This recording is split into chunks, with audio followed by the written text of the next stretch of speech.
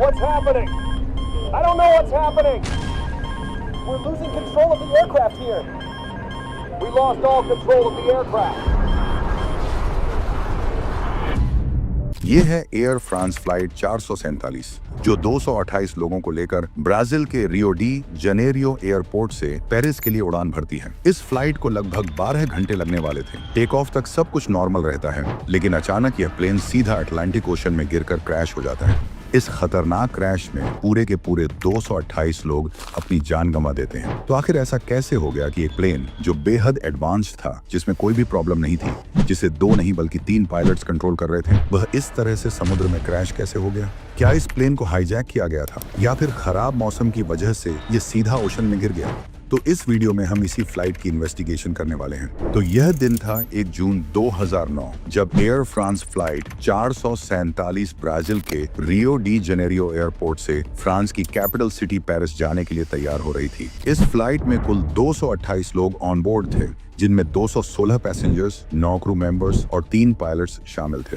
क्योंकि यह फ्लाइट लगभग 12 घंटे की होने वाली थी, इसलिए इसमें 2 की बजाय 3 पायलट्स थे, ताकि सभी पायलट्स को आराम करने का प्रॉपर टाइम मिल सके। इसके साथ ही इस प्लेन का ऑटो पायलट भी काफी रिलायबल माना जाता था। अगर इस प्लेन की बात करें तो यह एयरबस A330 था, जो उस समय बेहद एडवांस्ड माना जाता था और इसमें कई एडवांस्ड टेक्नोलॉजीज मौजूद थी। जहां ये एयरक्राफ्ट काफी ज्यादा एडवांस्ड था, वहीं इसे उड़ाने वाले क्रू मेंबर्स भी बेहद एक्सपीरियंस्ड थे। इस प्लेन के कैप्टन थे 58 साल के मार्क डुबुआ, जिनके पास लगभग 11,000 घंटे का फ्लाइंग एक्सपीरियंस था। वहीं फर्स्ट ऑफिसर थे पियर सेड्रिक, जिनके पास 2,936 घंटे का फ्लाइंग एक्सपीरियंस था। इसके बाद इनके साथ रिलीफ फर्स्ट ऑफिसर भी थे 37 साल के डेविड रॉबर्ट, जिनके पास 6,500 घंटे का फ्लाइंग एक्सपीरियंस था। तो अब न तो इस एयरक्राफ्ट में कोई कमी थी और न ही इसके क्रू में। इस फ्लाइट को इक्वेटर लाइन को पार करके गुजरना था, जहां का वेदर हमेशा बहुत खराब रहता है। वहां अक्सर थंडरस्टॉर्म, हेवी रेनफॉल और इस तरह की कई प्रॉब्लम्स देखने को मिलती हैं। इसी वजह से पायलट्स को पहले ही इन सब के बारे में इन्फॉर्म किया गया था।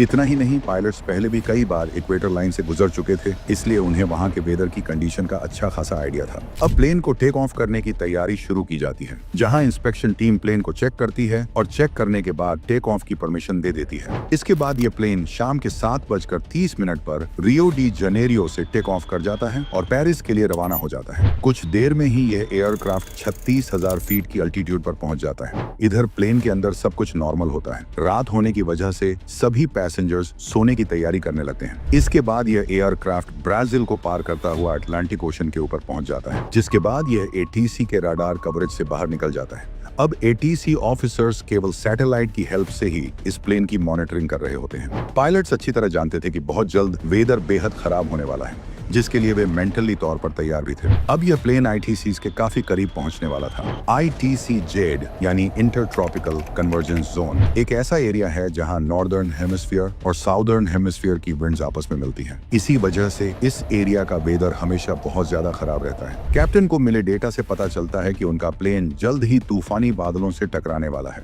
लेकिन क्योंकि इक्वेटर लाइन से गुजरना उनके लिए एक नॉर्मल बात थी और अक्सर फ्लाइट्स इस एरिया में ऐसी ही कंडीशन से गुजरती थी, इसलिए पायलट्स वेदर को लेकर बिल्कुल भी घबराए हुए नहीं थे।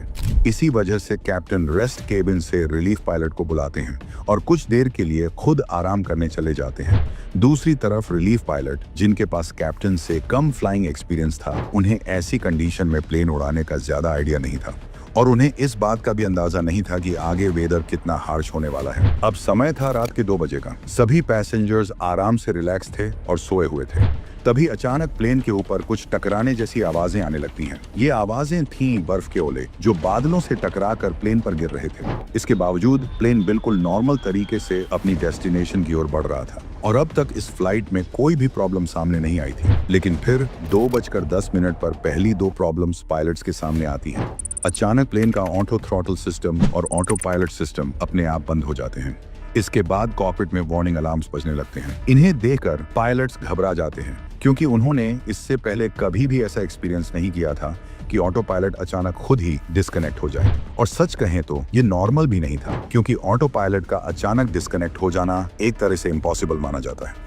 ऑटो पायलट के इस तरह डिस्कनेक्ट होने का असली रीजन था पिटोट ट्यूब का ब्लॉक होना, क्योंकि पिटोट ट्यूब के आगे आइस क्रिस्टल्स जम गए थे, जिसकी वजह से वह ब्लॉक हो गया था। अब यहाँ आपके लिए यह जानना बहुत जरूरी है कि पिटोट ट्यूब क्या होती है, क्योंकि तभी आप इस क्रैश को सही तरह से समझ पाएंगे। पिटोट ट्यूब का काम प्लेन की एयर स्पीड को मॉनिटर करना होता है।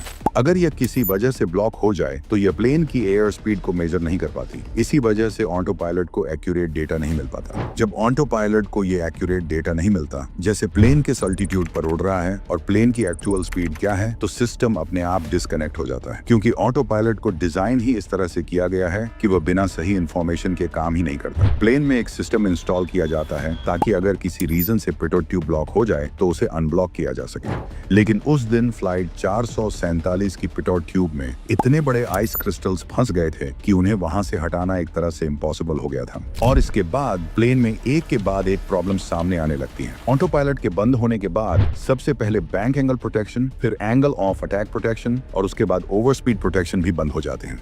इतने सारे फीचर्स का एक साथ बंद हो जाना इस फ्लाइट के लिए अचानक से एक बहुत बड़ी मुसीबत बन जाता है। पायलट्स को अभी तक सिचुएशन का सही अंदाजा नहीं हो पाया था। वे अभी भी यह समझने की कोशिश कर रहे थे कि आखिर प्लेन के साथ हो क्या रहा है। इसी बीच कॉकपिट में एक साथ कई वार्निंग अलार्म्स बजने लगते हैं और इसके तुरंत बाद प्लेन अपना क्रूजिंग अल्टीट्यूड खोने लगता है और धीरे धीरे नीचे की तरफ गिरने लगता है। इस समय पर फर्स्ट ऑफिसर ने रिलीफ पायलट से कंट्रोल लेकर प्लेन का पूरा कंट्रोल अपने हाथों में ले लिया ताकि वह प्लेन को स्टेबल कर सके। लेकिन प्लेन फर्स्ट ऑफिसर से भी कंट्रोल नहीं हो पा रहा था। जहां फर्स्ट ऑफिसर प्लेन को स्टेबल करने की कोशिश कर रहे थे, वहीं वह प्लेन को ऊपर ले जाने की भी पूरी कोशिश कर रहे थे ताकि प्लेन वापस अपने क्रूजिंग ऑल्टीट्यूड पर आ सके।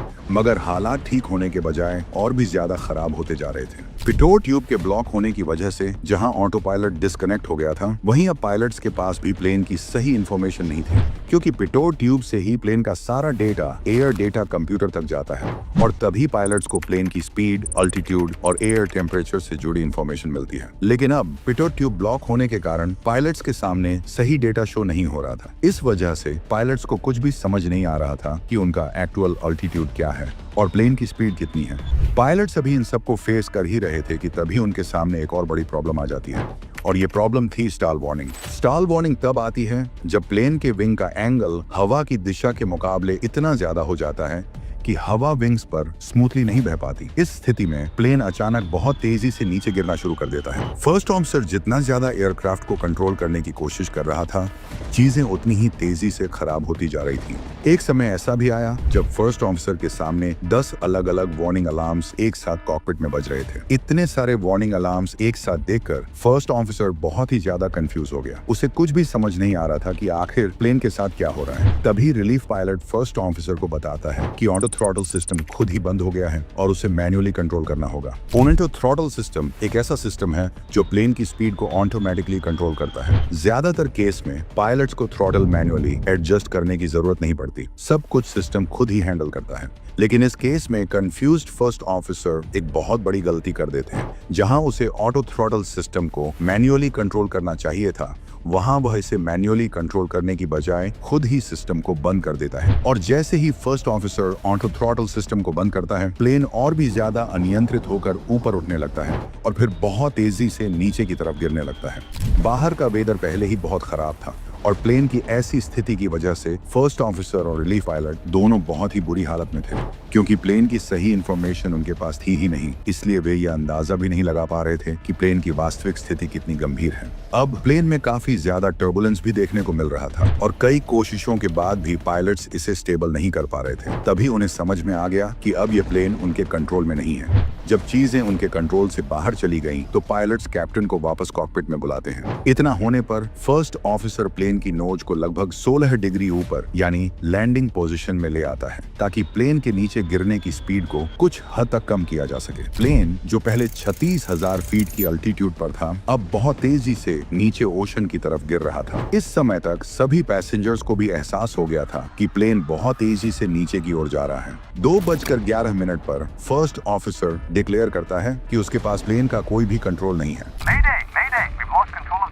प्लेन 10,000 से 15,000 फीट पर मिनट की स्पीड से नीचे गिर रहा था। जब कैप्टन कॉकपिट में आते हैं और कॉकपिट की हालत देखते हैं, तो वे एकदम शॉक्ड हो जाते हैं। फर्स्ट ऑफिसर फौरन से कैप्टन से पूछता है, सर, प्लेन कंट्रोल से बाहर जा रहा है, कैसे कंट्रोल करें इसे? लेकिन कैप्टन भी समझ ही नहीं पा रहे थे कि प्लेन के साथ क्या हो रहा है। कैप्टन फर्स्ट ऑफिसर से प्लेन की करंट अल्टीट्यूड पूछते हैं। प्लेन का करंट एल्टीट्यूड क्या है? लेकिन फर्स्ट ऑफिसर के पास प्लेन का कोई सही डेटा नहीं था। तीनों पायलट्स मिलकर प्लेन को कंट्रोल करने की कई कोशिशें करते हैं, लेकिन प्लेन किसी के भी कंट्रोल में नहीं आता। इसके बाद प्लेन 10,000 फीट की अल्टीट्यूड तक नीचे आ जाता है और अब तो इस प्लेन को कंट्रोल करना लगभग इम्पॉसिबल हो गया था। कैप्टन साइड स्टिक से प्लेन को स्टेबल करने की बहुत कोशिश करते हैं, लेकिन उनकी कोई भी कोशिश सफल नहीं होती। रिलीफ ऑफिसर कैप्टन को सजेस्ट करता है कि क्यों ना फ्लाइट ऑन परेड कंप्यूटर को रिस्टार्ट किया जाए ताकि पूरा सिस्टम एक तरह से रिफ्रेश हो जाए। लेकिन कैप्टन बताते हैं कि अब उनके पास बिल्कुल भी समय नहीं है। तीनों पायलट्स की बहुत कोशिशों के बावजूद कुछ भी काम नहीं आता और 2:14 पर यह प्लेन अटलांटिक ओशन में क्रैश हो जाता है। इस क्रैश में मौजूद सभी लोग अपनी जान गंवा देते हैं। कुछ ही मिनटों में हवा में उड़ता हुआ यह प्लेन अचानक समंदर की गहराई में चला जाता है। इसके बाद इस क्रैश की इन्वेस्टिगेशन की जाती है